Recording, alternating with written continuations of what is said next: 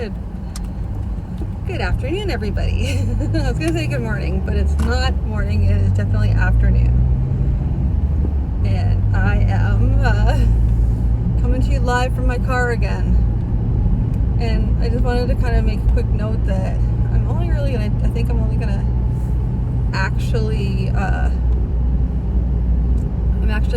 to record when I really have something I want to say in the car, because I kind of want to focus more on maybe showing my process. I don't know.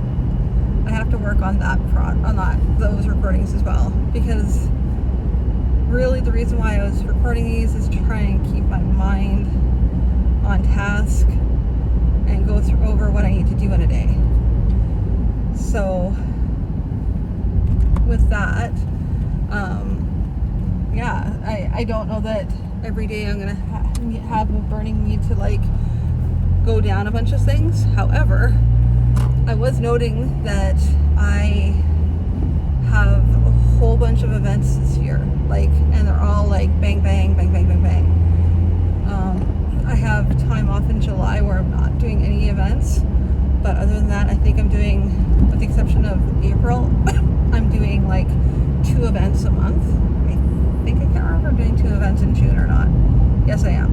I'm pretty sure I'm doing 2 events in June. That's the thing. I really, tonight, when I get home, I actually have to write down each event, what days. I know vaguely, I have it sort of set in my head as to when things are happening, but I don't have it written down, and that's a big problem.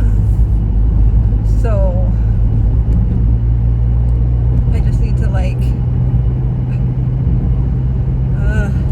need to write down, and I should be doing that. I mean, here's a tip then for everybody: don't do what I'm doing, and make sure that as you're applying to events and as you get accepted into events, you mark down when those events are happening. Even if you're just applying to the event, it's probably a good idea to mark down when that event is happening, so that when you're going to book other events, or you're planning to apply to other events, you know that these are both going to be happening, say within a week of each other or stuff like that. And you can kind of time block your events. I mean, I've also heard other people do. Sometimes you'll have to apply to an event and it's juried, so you don't know if you're actually going to get into the event. So you may apply to multiple events, and before you know it, you get accepted into both events, and you have to choose which one you're going to go to. That's another issue. I know that a lot of events are trying not to do that, but it's hard, especially when you're focusing on summer months. So that's a thing for sure to worry about. All in good things. I mean, for example, this morning I was looking at I was sitting at my desk, and I looked on the ground, and there under a pile of books was my planner. I have several planners, actually. I have my dot grid journal that I use, that I write down pretty much. That's my go-to. That's where I put everything into. That's where I put everything into, and I write down thoughts, feelings on things. It's basically a whole entire journal / whatever, planner, everything. It does the heavy lifting, and I knew that it would, because that is what helps keep me organized. I have a journal that I got a planner for working on my projects for sewing and whatnot, and that's helpful in itself, because then you can refer to that planner for specifics on where I'm at with my projects, my sewing projects, and what I'm planning on using, that sort of thing, ideas, thoughts, plans, that sort of thing. And I use it kind of infrequently. And then I had the journal the planner I was talking about, that I saw underneath all the books, and that one was I like the idea of it. I love the idea of it, but I can never get my brain around it. It's my A5 planner, and I have that. Initially it was going to be so that I could try and make sure I have all my projects going, like as it was an overall catch-all for all my projects and everything like that, specifically for writing projects and whatnot. But I guess I can still use it for that. Like, that's the nice thing about the A5 is that it's a binder, so I can like pull things out and reorganize as needed. So it's not really, luckily that's not really wasted. Neither is the other, my sewing planner, because that has, it just, the only thing I'm wasting really is just the months as they go by. Other than that, everything else is reusable, which is kind of what I need for planners in the event that I don't, in the event that I have to re and re. So, which is good. Yeah.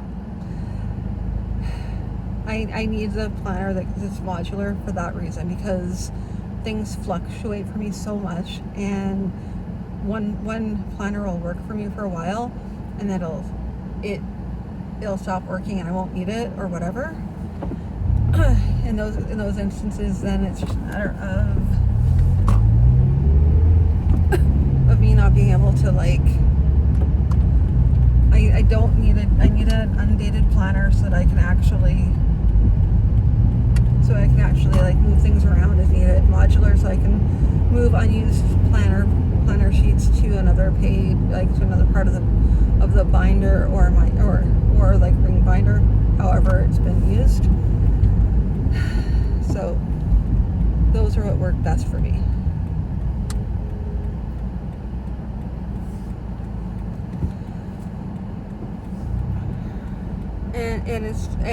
You may ask, well, why don't you just have one planner? Surely one planner is good enough. Yeah, for the most part, I just use my little bullet journal. That's usually what I use. But if I want to try and do big planning on a specific item, then that's when other planners come. Like, if I want to plan out a sewing project that's complicated and has a bunch of moving parts, and I have to get a bunch of to-do lists and stuff like that, then another planner works better for that.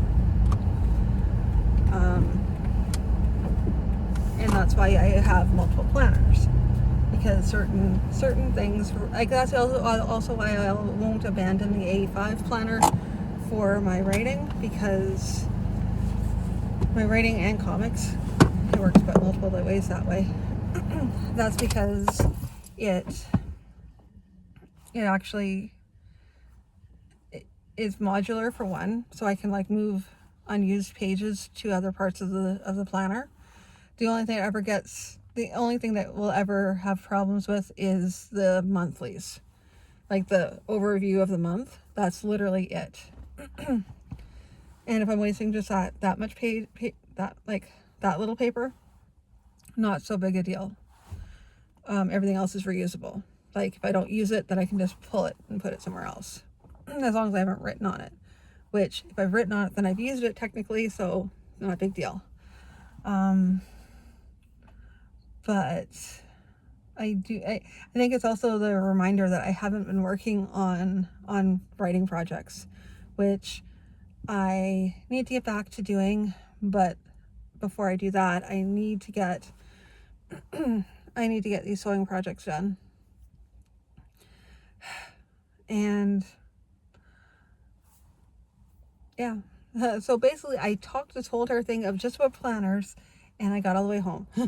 I think that's one of the reasons why I like talking while I'm driving, because it helps me plan out, ironically, even though I was talking about planners, so it's kind of inception that way. Anyway, yeah, it was helpful for me to kind of process and think about why I still need my planners, even though I have, like I said, I have 3 of them. And that's kind of makes sense for me to have the 3 of them. You may ask, why don't you have an art one? Well, that's kind of my journal, I guess. But my journal is also bigger, because my journal has all this to-do lists, and that's has my overarching to-do list, arching to-do list. Oh my goodness, sorry, I'm stumbling over words now. At any rate, yeah. So I don't know. Do you guys have a certain journal system that you like to use? Journal/planning system? Do you use a planner? Yeah, I'll just talk about it in the comments below. Talk amongst yourselves. Anyway, I'm home and now I'm just sitting in the car talking, which is getting kind of weird and overheating because it's really warm out right now. Well, not super warm. It's not warm yet. It's warm enough that I don't want to sit here for long periods of time. Anyway, I will talk to you all in the next one. Bye.